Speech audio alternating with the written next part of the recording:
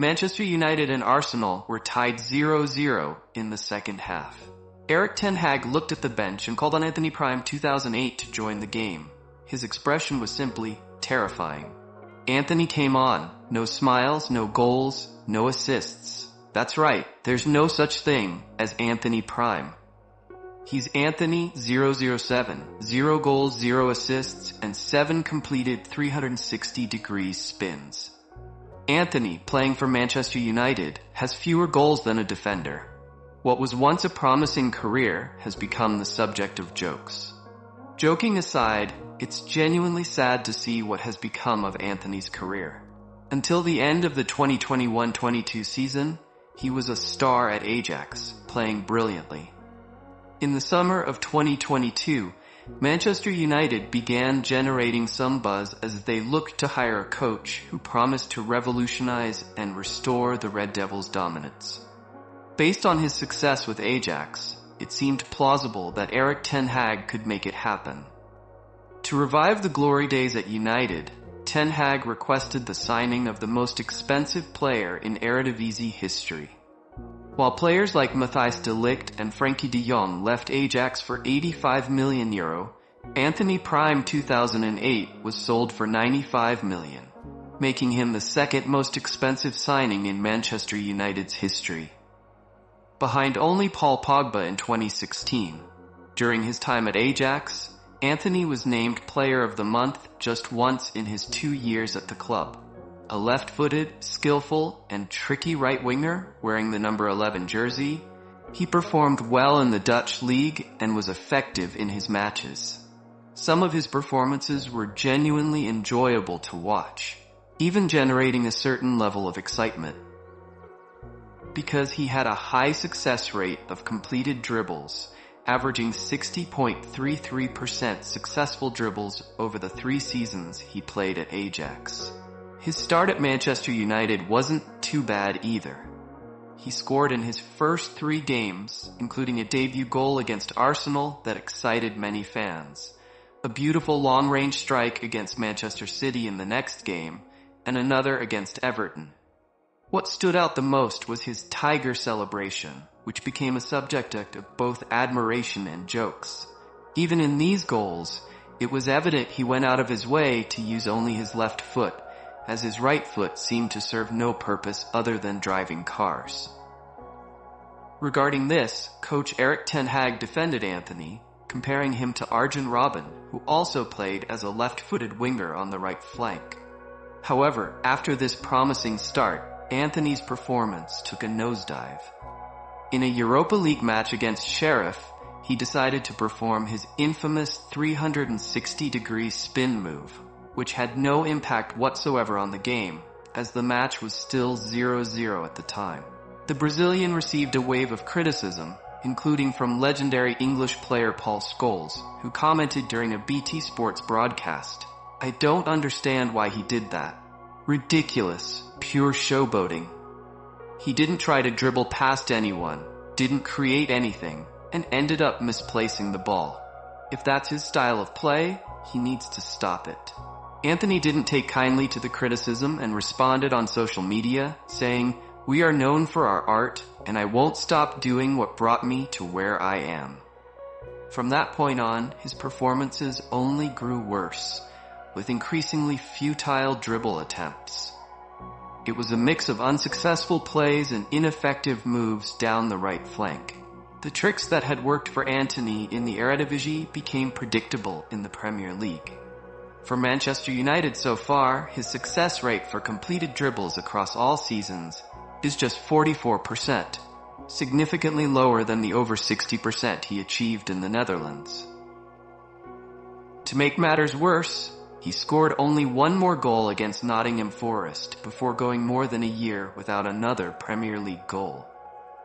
His last goal before the drought was on April 16th, 2023, and he finally ended the dry spell on April 27th, 2024, during Manchester United's 1-1 draw with Burnley in the 35th round of the competition.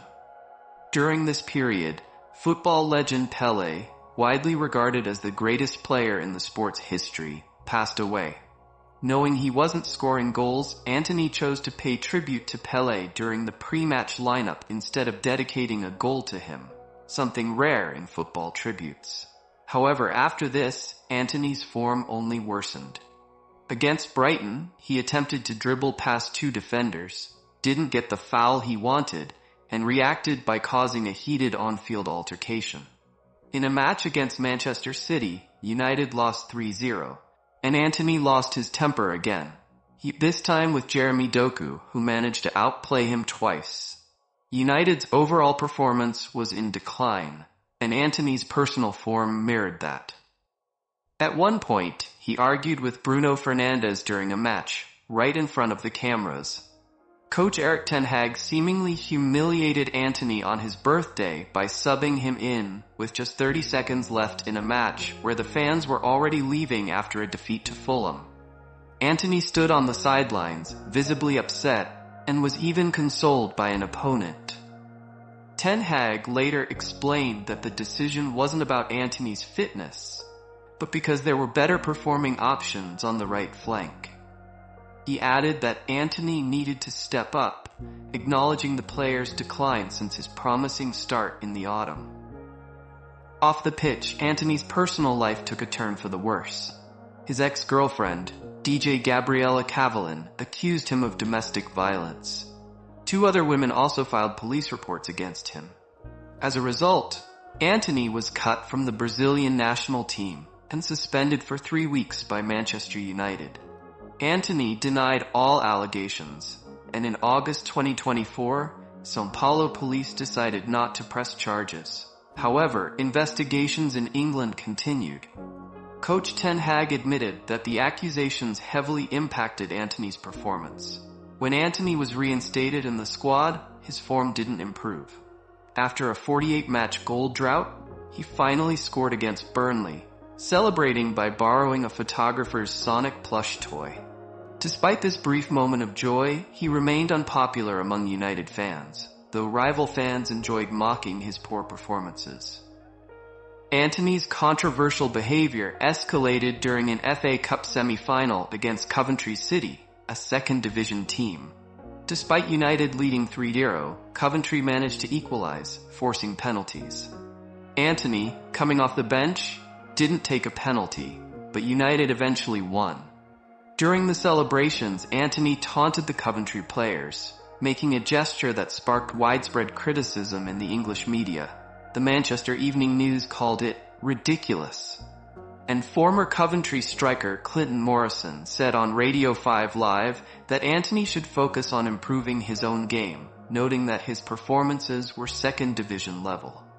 In the FA Cup final against Manchester City, United emerged as champions, but Antony didn't play. In the Premier League, the team finished in 8th place. Over the previous season, Antony scored just 3 goals and provided 2 assists in 38 matches.